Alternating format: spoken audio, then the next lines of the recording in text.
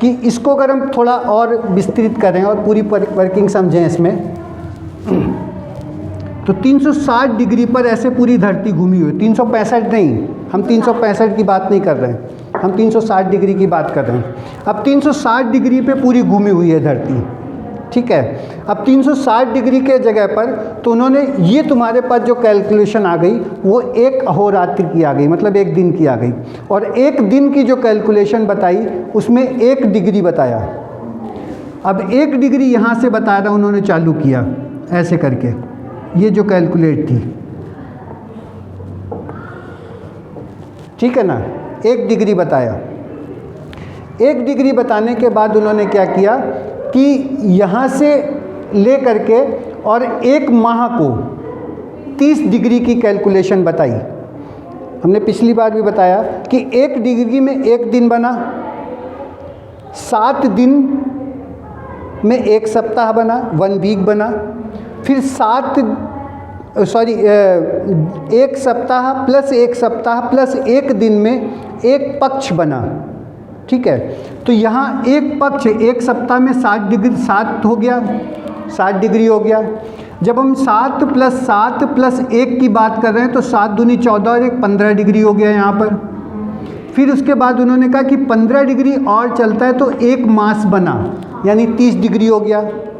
अब वो कह रहे हैं कि 2 मास मिलने के बाद, जिसको 30 दूनी 60 डिग्री हो गया और 1 ऋतु बन गई, 3 ऋतु यानी 60 डिग्री हो गया ये, 60 तियाँ 180, यानी 3 ऋतुएं मिल करके एक, हाँ, पक्ष बन गया, एक पक्ष बन गया, जिसको उत्तरायण या दक्षिणायन काल कहा, ठीक है। फिर उसके बाद यहाँ पे आगे चले और उन्होंने कहा कि 2 पक्ष मिल करके एक वर्ष बन गया, इसको कहा उन्होंने सौर वर्ष। अब सौर वर्ष और चंद्र वर्ष में भी एक जगह पे आके डिफरेंस बताया। कहते हैं एक संक्रांति से दूसरी संक्रांति के बीच का जो समय होता है वो सौर वर्ष होता है। एक पूर्णिमा या अमावस से, अब पूर्णिमा मान के चलो, हम लोग पूर्णिमा मानते हैं, एक पूर्णिमा से दूसरी पूर्णिमा के समय बीच का जो समय होता है वो चंद्र वर्ष होता है, ठीक है। यहाँ भी वो डिफरेंस उन्होंने बताया, क्योंकि सूर्य और चंद्रमा दोनों वर्किंग कर रहे हैं तब आपकी तिथि बन रही है, दोनों के साथ में, एक के साथ में नहीं, दोनों के साथ में। तो सूर्य और चंद्रमा के दोनों के साथ में मिलने के बाद जो एक तिथि बनती है तो उससे पूरा साल मेंटेन हो जाता है, ठीक है। अब इसके बाद वो क्या कह रहे हैं, कह रहे हैं कि 12 मास मिलने के बाद एक सौरवर्ष बनता है, और ये जो सौरवर्ष एक बताया, इसको बताया एक देवताओं का दिन है, ये देवताओं का एक दिन है। मतलब जब हमारा मनुष्य का 1 साल पूरा होता है तो देवताओं का सिर्फ 1 दिन होता है, ठीक है। देवताओं का मतलब यहाँ पर सुर और असुर दोनों पहले बताए गए थे कि ये सुमेर पर्वत है, ये कुमेर पर्वत है, ये सुर है और असुर के, इसलिए उन्होंने देवताओं का वर्ष बताया। अब इसके बाद कह रहे हैं 360 सौरवर्ष बनने के बाद देवताओं का, जब 360 सौरवर्ष निकल जाते हैं, ये 360 सौरवर्ष निकलते हैं, इस जब 360 सौरवर्ष निकलते हैं तब देवताओं का 1 साल होता है, तब देवताओं का 1 साल होता है। हाँ, 360 सौरवर्ष निकलने के बाद देवताओं का 1 वर्ष कहलाता है। तो ये गणित है, ठीक है। और ये गणित वो व्यवस्था है जिसने यहाँ ध्यान न दिया उसके समझ में नहीं आ सकती किसी बेश पे, ठीक है। अभी हम कहाँ पहुँचे, 360 सौरवर्ष यानी देवताओं का 1 वर्ष पर। अब देखो यहाँ पे वो क्या कहते हैं, कह रहे 12,000 देवताओं के दिन में, जब 12,000 देवताओं का दिन होता है तब एक महायुग होता है। अब 12,000 देवताओं का दिन आ गया तुम्हारे पास में, ठीक है। और इसमें क्या कह रहे हैं, कह रहे हैं कि एक महायुग होता है, किसका, देवताओं का। ये जो महायुग कैसा हुआ, तो ये तो सौर वर्ष से जब तक मल्टीप्लाई नहीं करोगे तब तक आएगा नहीं। हम अपने लिए तो निकालेंगे, हम देवताओं की बात थोड़ा ना करेंगे, या तो देवताओं की बात हो रही है, हम अपने लिए निकालेंगे। तो यहाँ 360 से मल्टीप्लाई कर दिया। अब ये एक महायुग आ गया। ये जो संख्या आ रही है वो 43,20,000 आ रही है, ये दोनों को मल्टीप्लाई करने के बाद। ठीक है ना, ये 43,20,000 आ गई। अब 43,20,000 तुमको समझ में आ गया कि महायुग होता है एक, ये तो हम कई बार बता चुके तुमको। ठीक है, आज थोड़ी सी थोड़ा सा आगे चलें, 1-2 कदम आगे बढ़ाएं ज़रा, और 2 कदम आगे बढ़ाने में हम देखते हैं क्या होता है। आगे चलिए, यहाँ पर एक महायुग की बात आ गई यहाँ पर। अब ये कह रहे हैं 71 महायुग मिल करके एक मनवंतर बनता है, जिसको एक मनु भी कहते हैं। 71 महायुग में एक मनवंतर बनता है। ठीक है, इसमें क्या होता है कि प्लस एक जो प्रक्रिया होती है।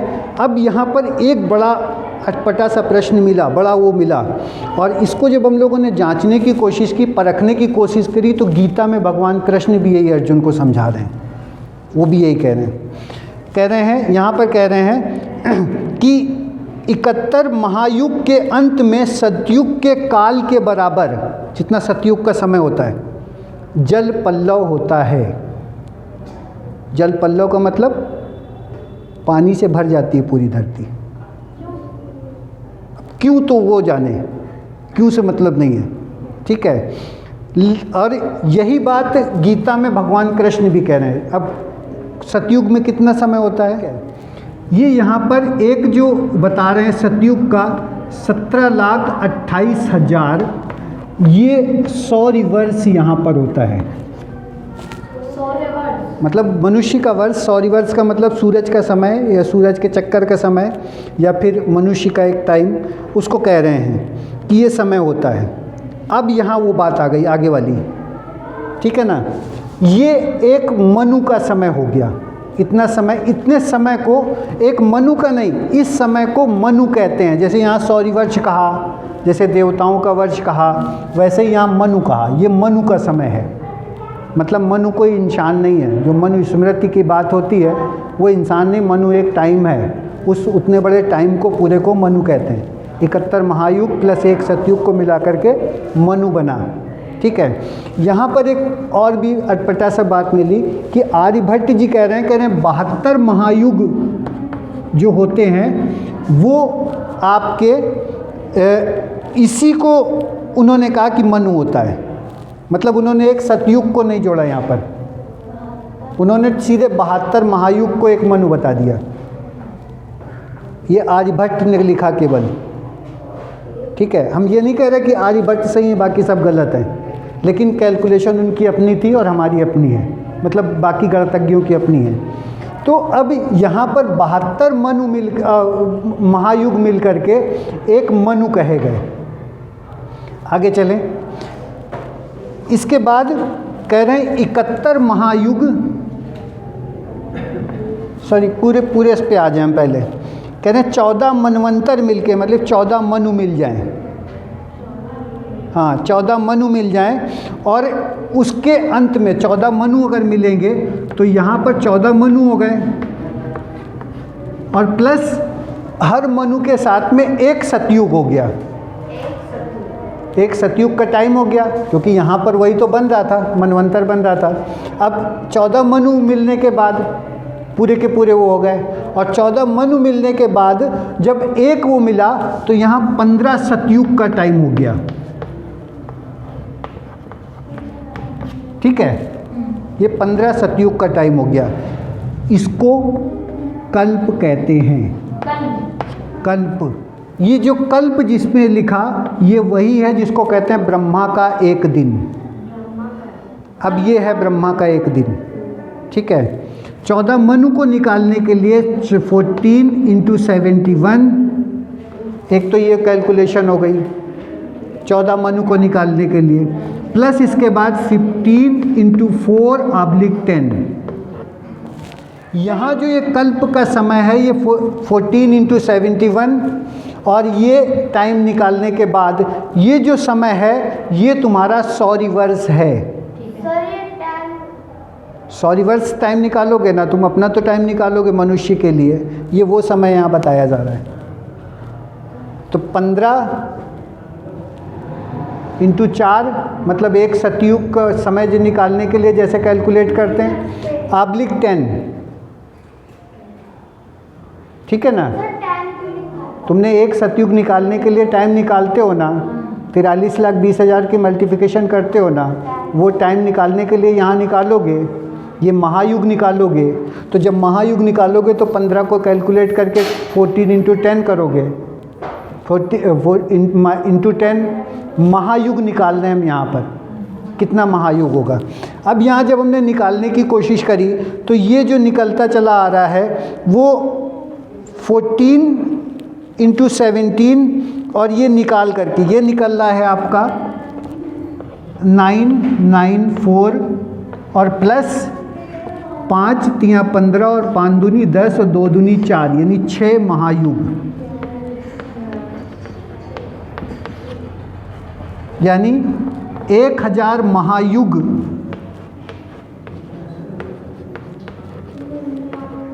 जो समय होता है वो ब्रह्मा का एक दिन होता है। सर ये 1000 बच्चे बोलता है एग्जाम में। ठीक है, अब इसी के लिए भगवान कृष्ण गीता में कह रहे हैं, वो कह रहे हैं कि जब ब्रह्मा का दिन होता है तो चाहते ना चाहते हुए जीव और निर्जीव को प्रकट होना पड़ता है, और जब ब्रह्मा की रात्रि होती है तब चाहते ना चाहते हुए व्यक्ति को विलुप्त हो जाना पड़ता है। तो अर्जुन को जब समझा रहे हैं, वो कह रहे हैं कि तो अफसोस मत करो, कौन जिएगा कौन मरेगा। तो तब इसका वर्णन उन्होंने वहाँ पे किया है, एक महायुग का, 1000 महायुग का, तब उन्होंने वहाँ पर वर्णन किया है। तो अब ये प्रक्रिया तुम्हारे पास है, और ये जो एक कल्प में एक ब्रह्मा का जो दिन की पूरी कैलकुलेशन जो तुम लोगों के पास है, अब ये तुम पूरी कैलकुलेट ब्रह्मा के दिन तक की कैलकुलेशन कर सकते हो। प्रश्न एक अब भी खड़ा है, इसका उपयोग कहाँ करेंगे? खड़ा है ना अभी प्रश्न कि कहाँ उपयोग करें इसका। ठीक है, ये एक गणित है, और इस गणित को समझ लेने के बाद हम लोग जो नेक्स्ट स्टेप पे बढ़ेंगे वो वनस्पति तुम लोगों के लिए तैयार कर दिया है पूरा। अभी ये जो कैलकुलेशन हमारे पास में है उसमें भास्कराचार्य जी ने अमूर्त काल पे भी वर्णन किया है। ये तो मूर्त काल था जिसको हमने मूर्त काल कहा, जिसकी कैलकुलेशन की जा सकती है। अब भास्कराचार्य जी ने अमूर्त काल के लिए भी वर्णन किया है जिसकी कैलकुलेशन नहीं की जा सकती। ठीक है, अमूर्त काल में तुम्हारा जो पूरी कैलकुलेशन है उसमें त्रुटि तक की वर्णन है, त्रुटि का वर्णन है, ठीक है ना, निमेष का वर्णन है। और ये जो निमेष की बात है ये भगवान शंकर की तीसरी आंख पे बात करते हैं, कहते हैं ना 3 आंखें उनकी, है ना। और भगवान शंकर के लिए एक बड़ी विशेषता उनके लिए बताई गई कि उन्होंने अगर समाधि लगा ली तो टूटती नहीं समाधि। कहते मानते भी बड़ी देर में हैं और रूठते भी बड़ी जल्दी हैं। मतलब वो समाधि में अगर लीन हो गए तो लीन हो गए, फिर तुम्हारी सुनेंगे नहीं वो। अगर उनकी समाधि टूट गई, तुम्हारे प्रति दयाल हो गए, तो ब्रह्मांड पूरा उठा के तुमको सौंप देंगे, तुम ले जाओ जाओ। रावण को दिया उन्होंने, यही कथा है कि रावण को दिया। तो वो जो बात है त्रुटि की, वो भास्कराचार्य जी ने गणित के अनुसार में पूरा वर्णन किया है। वहाँ निमेष की बात है, निमेष का मतलब पलक झपकना, और निमेष को प्राण के साथ जोड़ा है। इसी 21,600 को जो हमने वर्णन किया उसका हमने उस पर उन्होंने जोड़ा हुआ है। और वहाँ भी मुहूर्त तक का वर्णन है, वहाँ भी दिन रात्रि का वर्णन है। अब प्रश्न वहाँ भी खड़ा होता है कि मुहूर्त का क्या करें हम। बात तो यही आती है ना कि मुहूर्त का क्या करें, क्या करेंगे हम इस गणित को पढ़ के। लेकिन ये जो कैलकुलेशन है ये अगर सही सिद्धांतों पर प्रक्रिया कर ली जाए, बात कर ली जाए, और इस पर हम कैलकुलेट करना चालू करें तो ऋतुचर्या कैसे बदलती है उसका पूरा वर्णन तुम्हारे पास आ जाएगा।